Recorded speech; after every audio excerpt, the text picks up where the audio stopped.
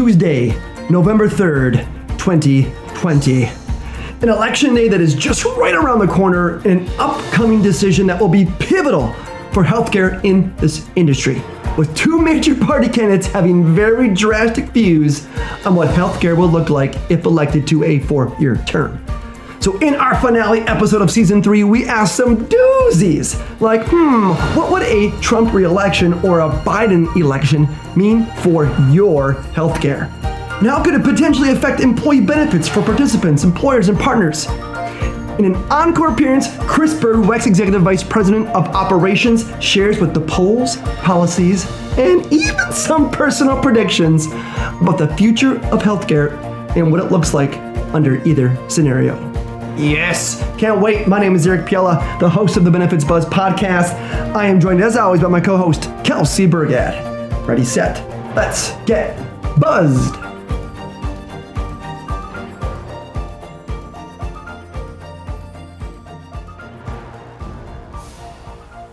It's the final countdown. Doo-doo-doo-doo. Doo-doo-doo-doo. That's right. It is the final countdown. We're like 43 days or so from the election, Kelsey.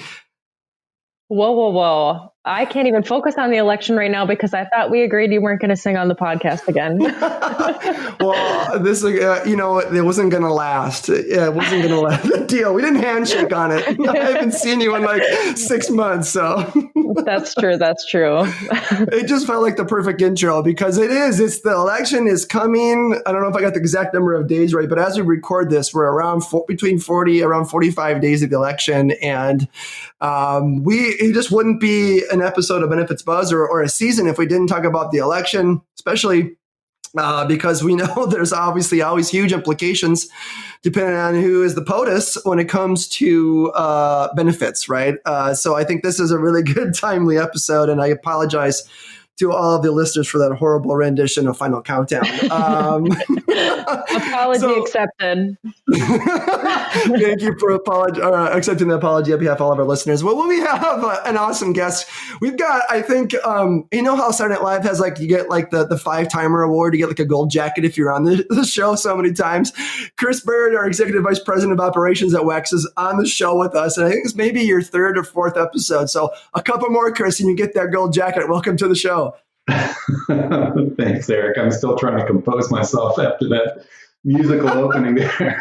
Yeah, I know. We all are. Apologies for that. Maybe we can cut that in post-production. We'll see. No, we're keeping it in now. You've made your... No, you're not so generous. No, it's not going to happen. Well, fair enough. Well, I'm super excited about this episode. I think...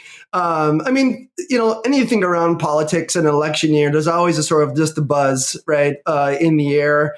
Probably this year, it feels like there's a lot more than ever. Obviously, that kind of feels like it's on the line. And I think even if we just drill down specifically when it comes to, we have, 2 candidates that have different views when it comes to healthcare benefits. And so I know, your full-time role as Executive Vice President of Operations, how each job has like that, when you're interviewing on a job description, it says there's one little bullet that says other duties as assigned.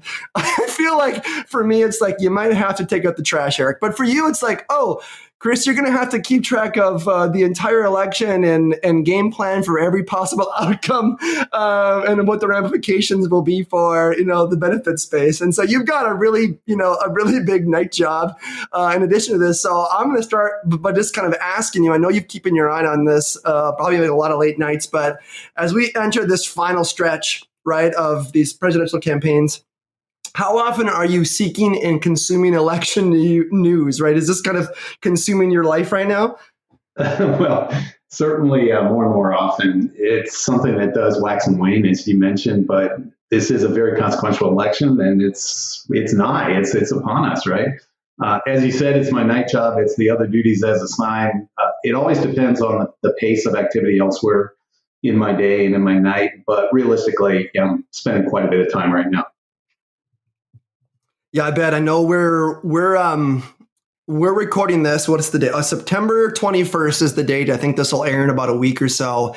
So again, we're 40 some days away. So I got to ask you, there's still some shifting going on, but what are give us your latest projections, Chris? I know there's been polling out there. What are you seeing right now?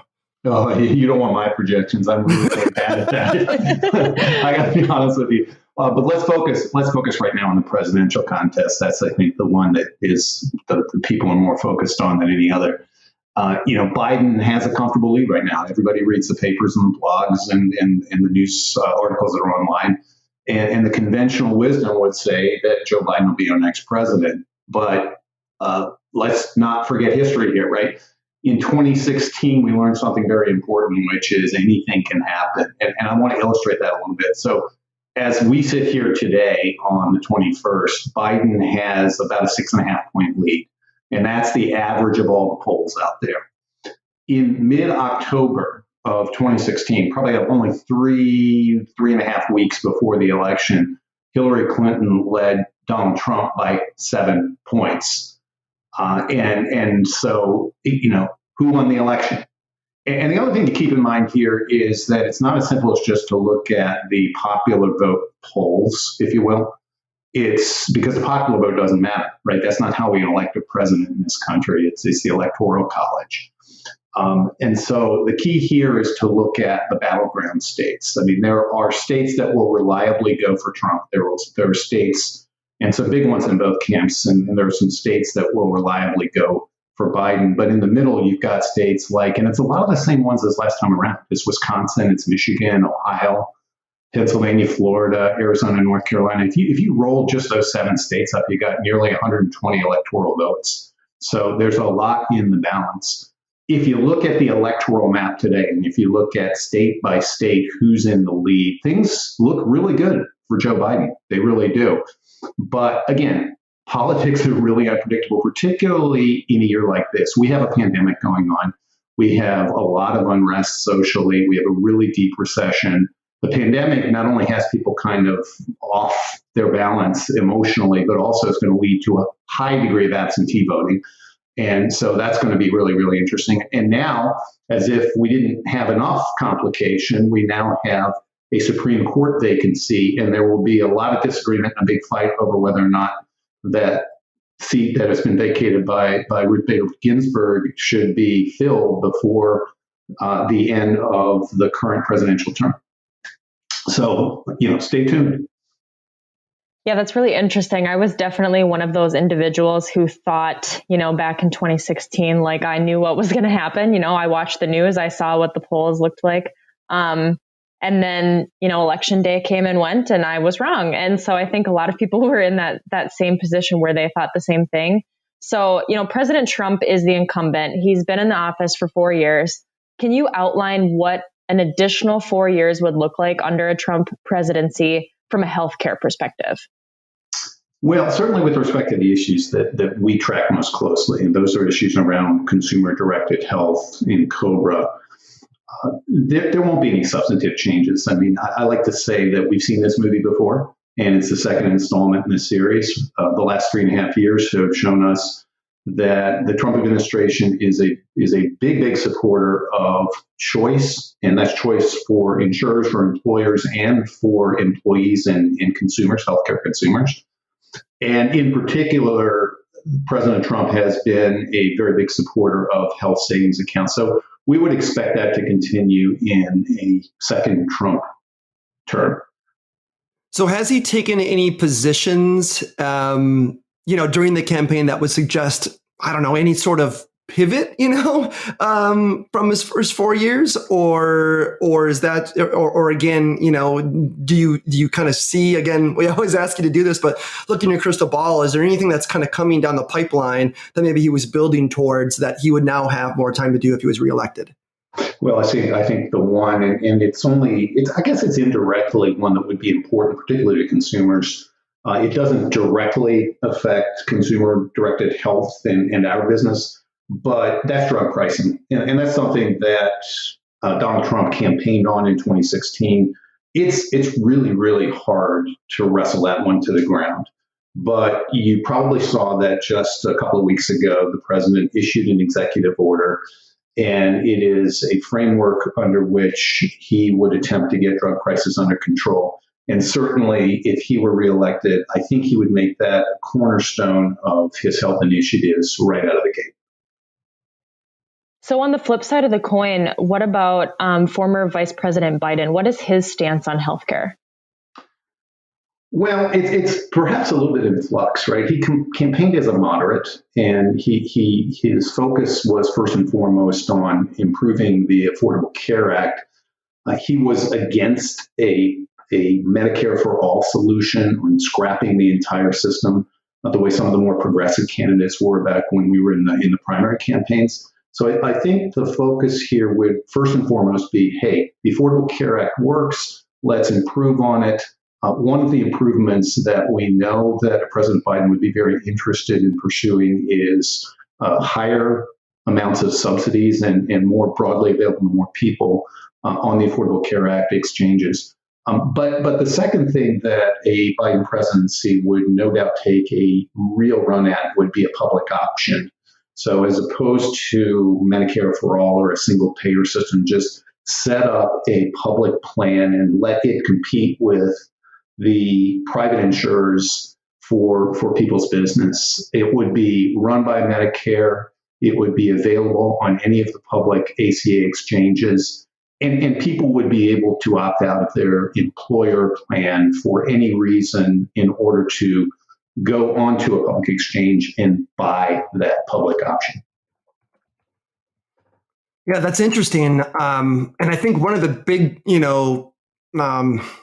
assumptions has to be made, and maybe you know what they say of assumptions, but there's this whole Bernie Sanders base that is now looking to Biden, potentially as their candidate. And so do you think that base and those voters has influenced or will influence Biden's policy in any of this movement towards universal health care?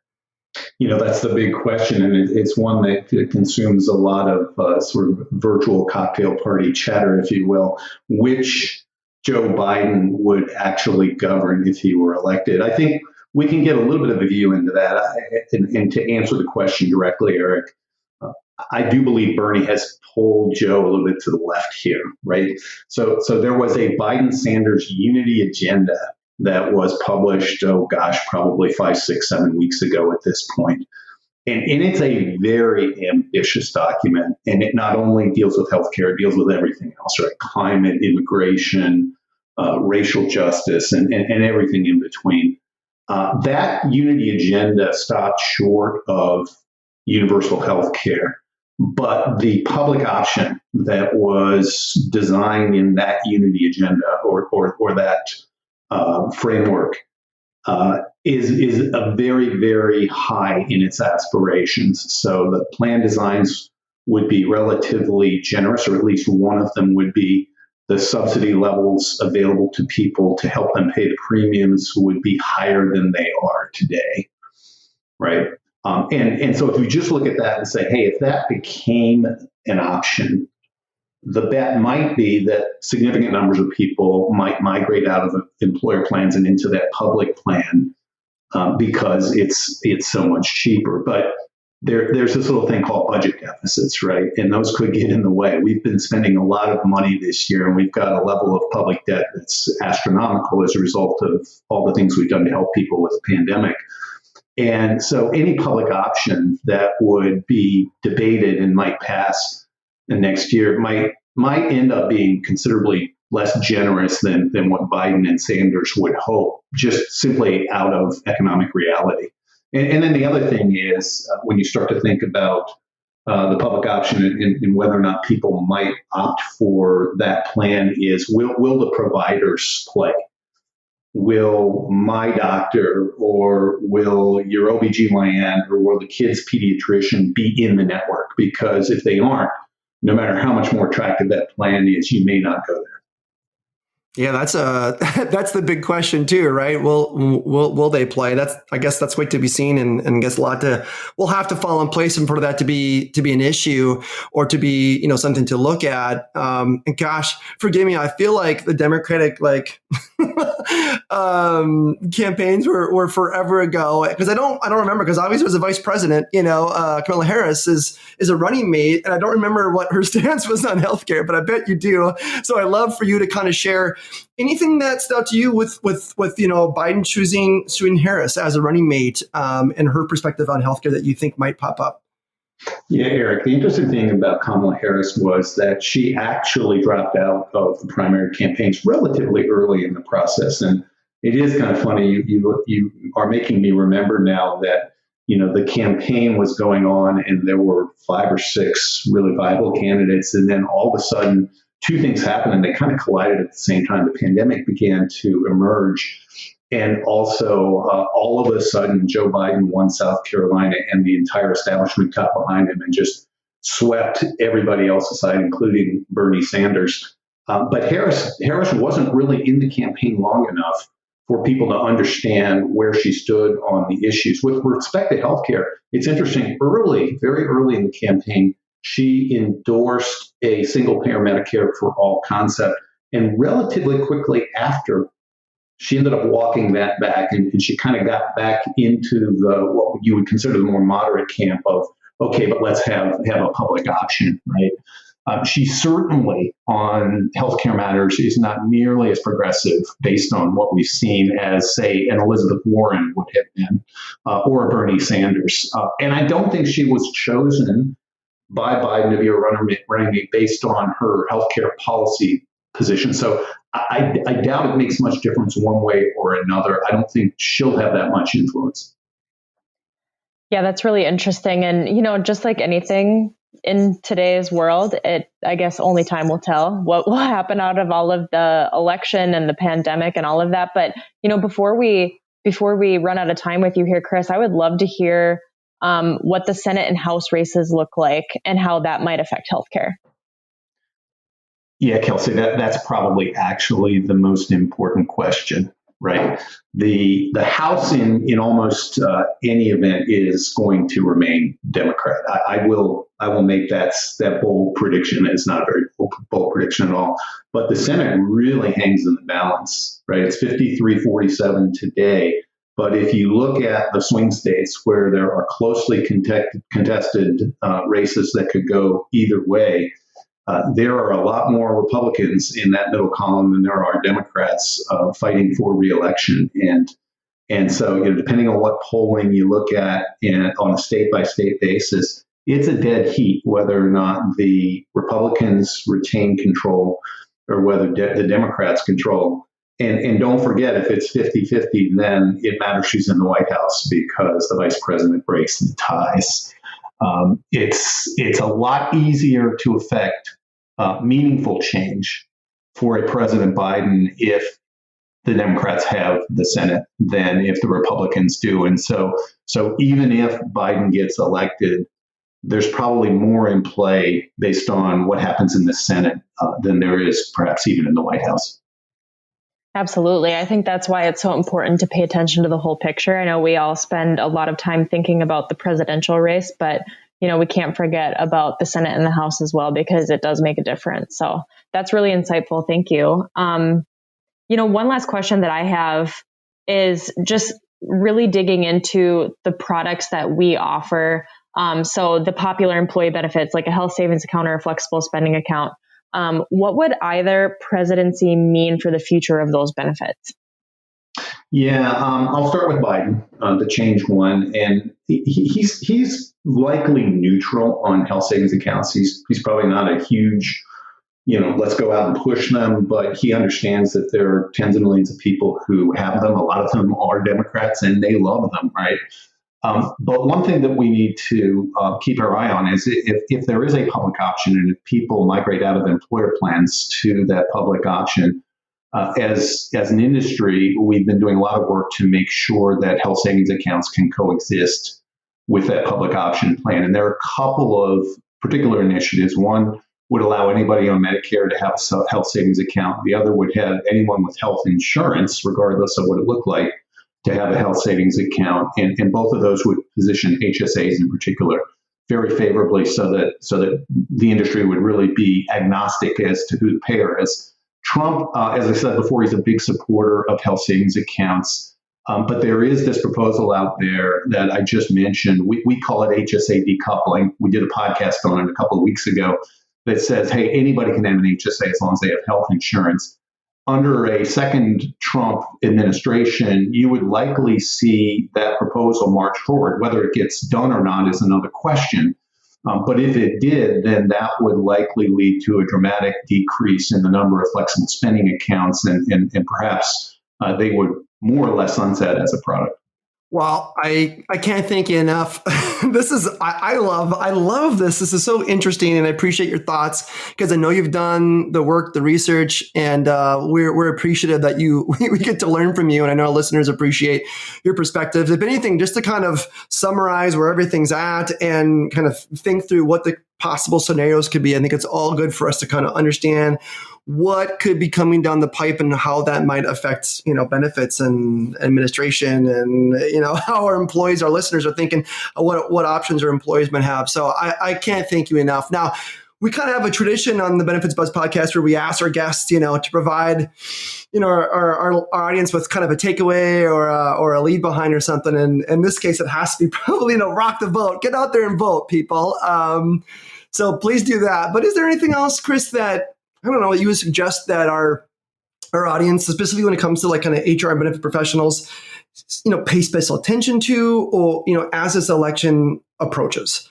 I'm just relieved when you said a tradition. I thought you were going to say the guest has to sing. You have to sing. You won that, man. Take us out with the song, Chris.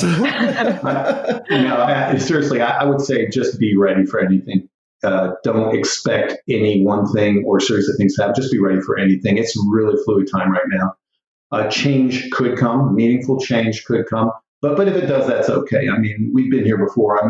I'm old and wise enough, I guess, to have said, hey, I was here in 2009 when the Affordable Care Act was being debated, and employers, insurers, brokers, and consumers came through that very, very well. And we did really, really well. So no matter what happens, I think we're prepared. Awesome. Well, I can't thank you enough, Chris, for coming on the show. If I was to look into my crystal ball, I've asked you to look into your crystal ball. If I was to look into my crystal ball, I definitely know we wrap up season 3 Benefits Buzz here, middle of October. So we won't have campaign, election results until season 4. But if there is certainly a change, a big change, I know that you will be a guest in that one more appearance to get towards that gold jacket, Chris, for us. So you've been a wonderful guest, continue to be so, and potentially we look forward to have you on the podcast in the episodes to come. So thank you so much. You're quite welcome.